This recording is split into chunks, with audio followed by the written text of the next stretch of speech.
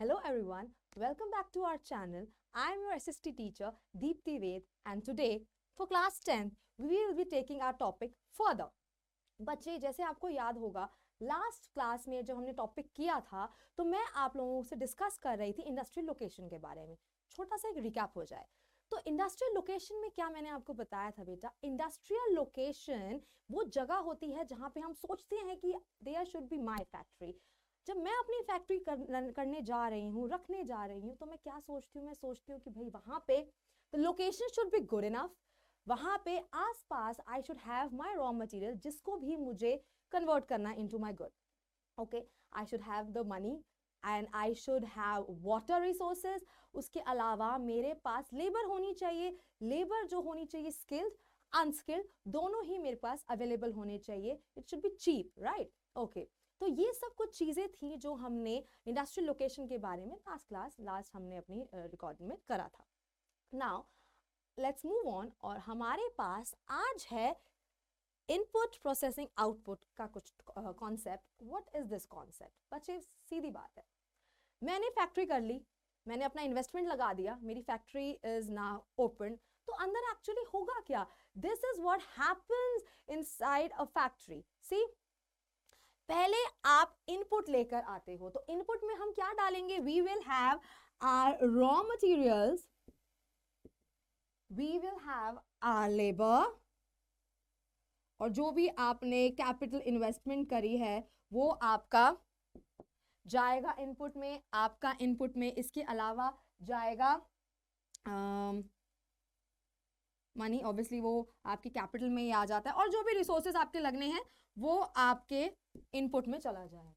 इसके इनपुट में जाने के बाद ये सारी चीजें when all these things are gathered, what will happen then with the help of transport. अच्छा, तो मेरा आपसे ये एक छोटा सा क्वेश्चन है कि बच्चे आपको क्या पता है कि ट्रांसपोर्ट मेजरली किस सेक्टर में आता है? When we started this chapter, मैंने आपको बताया था कि मैन्युफैक्चरिंग इंडस्ट्रीज जो आता है वो आता है हमारा सेकेंडरी सेक्टर में. Obviously we are converting some raw material into some useful good. Okay, तो हमारा ट्रांसपोर्ट किस में आता है? Transport is giving the service. किसी भी चीज को इधर से उधर ले जाने का काम ट्रांसपोर्ट कर रही है. तो ट्रांसपोर्ट जो है हमारा आ जाता है टर्शियरी सेक्टर में. That is your service sector. Good. Okay, तो ट्रांसपोर्ट से हमने सामान को इनपुट से आगे ले जाया है फैक्ट्री में. ठीक है, फैक्ट्री में ले जाने के बाद क्या होगा? ये सारी जो भी चीजें थी जो हमने इनपुट में डाला है वो सब फैक्ट्री में वो सब प्रोसेसिंग होगा. हर चीज साथ आएगी और आपका लेबर स्किल्ड हो या अनस्किल्ड हो, सब मिलके आपका इन्वेस्टमेंट जो भी है, मनी है, रिसोर्सेज है, रॉ मटेरियल है, वाटर है, सब कुछ मिलके आपका प्रोसेसिंग होगा इनसाइड द फैक्ट्री एंड कोई चीज तैयार होगी. Whatever the good is, whatever you are willing to make. Okay, processing के बाद again the finished good. Okay, what happens after processing? We know processing के बाद वी हैव फिनिश्ड गुड्स. तो हमारा पूरा finished goods we have. Now it will be transported. This transportation जो हमारा transportation हो रहा है बच्चे, दैट इज आउटपुट की तरफ जाएगा. इट मींस व्हाट कि वो जो चीज है अब फैक्ट्री से बाहर चली जाएगी. जब वो फैक्ट्री से बाहर चली जाएगी that is what you call as output. Okay, output में जाने के बाद तो सामान चला गया है ट्रांसपोर्ट की हेल्प से, और वो कहाँ जाएगा? मार्केट में, obviously for people to consume it, to use it. Okay, तो हमारा ये मार्केट में चला गया है. अब एक मेन बात, मनी. आपको पता है इसके बिना तो कुछ भी नहीं. तो मनी जो है बच्चे, आपको कोई चीज मार्केट में भेजनी है तो मनी. ऑब्वियसली मार्केट में भेज के क्या? You get money, you are earning money, and this money will be used further जब आप दोबारा से इनपुट करेंगे to gather all the raw materials, और आपको सारा लेबर लाने के लिए, और आपको दोबारा से इन्वेस्टमेंट करनी होगी. ऑब्वियसली फॉर एग्जाम्पल एक बिस्किट बनता है किसी एक फैक्ट्री में, तो जरूरी थोड़ी है every time they are making a plain biscuit. they can make, if they are having profit, they can make cream biscuits. So that for that they need money, right? That money they will get from market.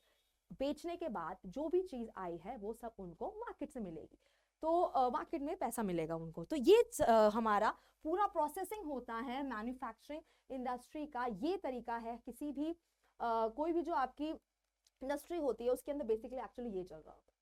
ठीक है बेटा, तो हमारा होता है, एक बार और recap कर लेते हैं, input, then transportation, then processing, then output, then we have market and the most important money, right. तो ये हमारा पूरा एक साइकिल है, ये हमारा एक फ्लो है जिसमें लोकेशन में एक्चुअली ये काम होता है ना, to group anything, right. Grouping करने की वजह, we group anything because it makes the study easy. कोई भी चीज की स्टडी इजी करनी हो तो हम उसे ग्रुप कर देते हैं। तो हमने इंडस्ट्रीज को भी ग्रुपिंग करी है, वो क्लासिफिकेशन क्या है, वो क्लासिफिकेशन हमारे पास it is as follows, right. On the basis of raw materials, on the basis of their main role, on the basis of the capital investment, on the basis of ownership, and based on bulk of raw material and finished goods, right?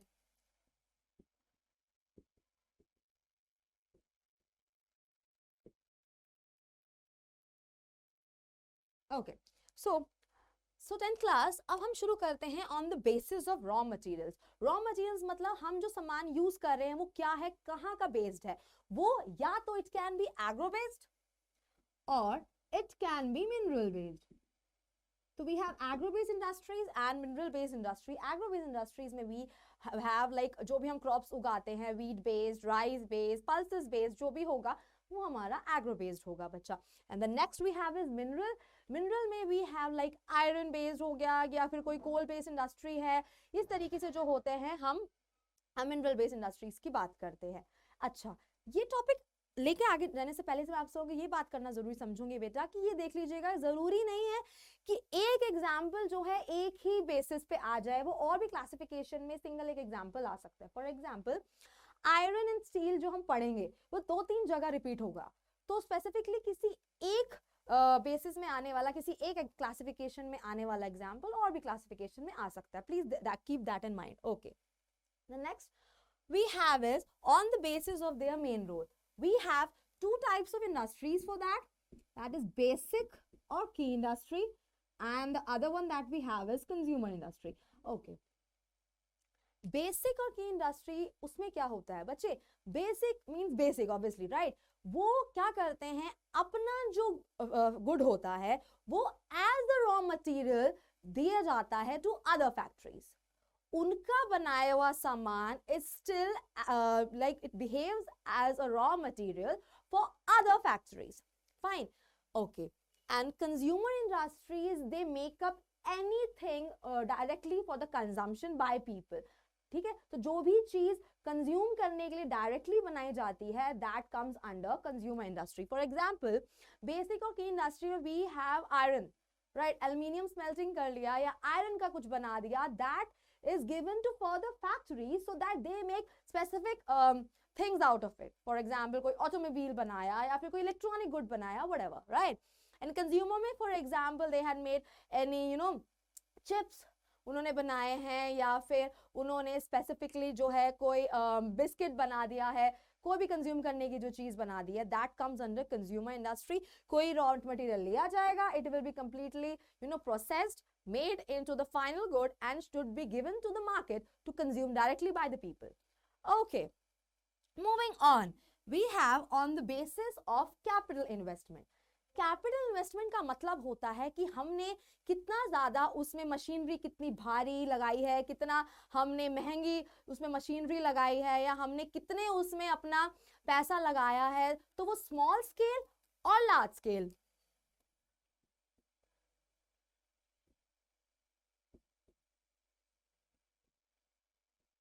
So we have large scale industries and small scale industries. Large scale पढ़ने से पहले small scale पढ़ते हैं, तो उसमें हम ये देखते हैं कि एक्चुअली स्मॉल स्केल बोलते किसको हैं. स्मॉल स्केल में हम ये देखते हैं कि स्पेसिफिक यूनिट जो हम बना रहे हैं उस पे इन्वेस्टमेंट जो है लिमिटेड होनी चाहिए, स्मॉल होगी तभी जो है वो स्मॉल स्केल इंडस्ट्री में आएगा.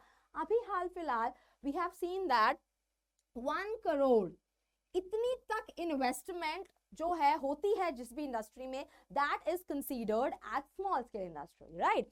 उसके बाद हमारे पास लार्ज स्केल में द अपर लिमिट, जितना भी इससे ऊपर हमारा जा सकता है, बहुत बड़ी मशीन्स लग रही है, those machinery that is very costly and there are many types of machines that are working there. वहीं पे फिनिशिंग हो रही है, बहुत फिनिश्ड गुड बन रहा है एकदम, that comes under large scale. तो small scale में for example we have paper industry, And large scale, anything that you can imagine, right? For example, we have heavy machine कोई हमने बनाई है, you are making any, you are producing any machine, you are making any like vehicle, these all come under large scale industry. Fine, okay. So moving on, we have on the basis of ownership, and this topic is a little lengthy. I'll rub this.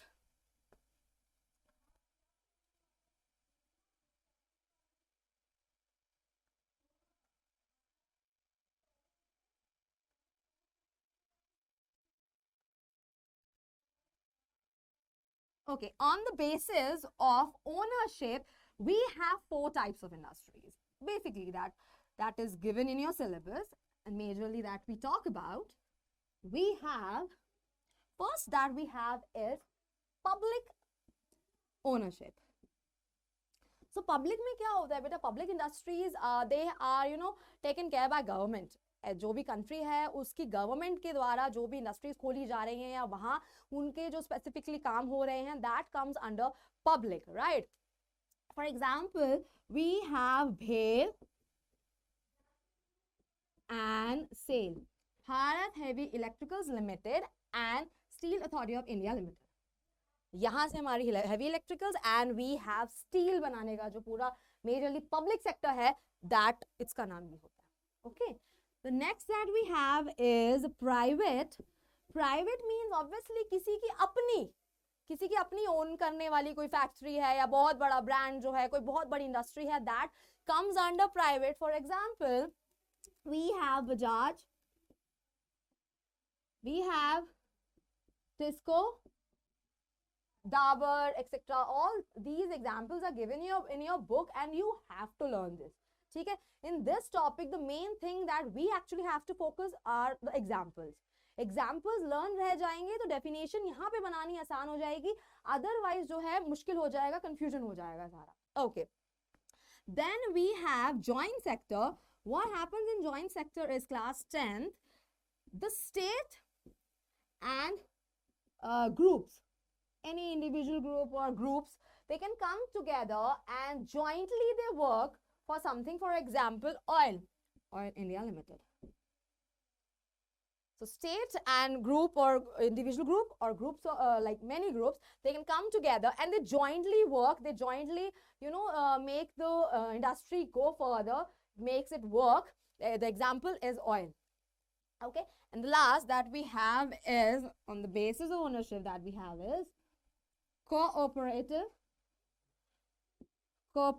sector. Cooperative sector, the word clears itself, the word speaks for itself. Cooperate, एक दूसरे की सहायता करके. तो इसमें कौन एक दूसरे की सहायता कर रहा है भाई? जो बायर्स हैं, ठीक है, एंड जो वर्कर्स हैं, सब लोग इकट्ठे होके एक स्पेसिफिक चीज के लिए काम करते हैं. क्लासिकल एग्जांपल जो आप लोन रखेंगे, that is Amul. Full form of Amul, Anand milk union limited. The buyers, the sellers, they all come together, they work, they cooperate each other.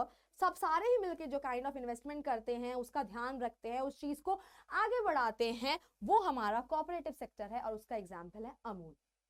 And last that we have is on the basis of bulk of the raw material and finished goods.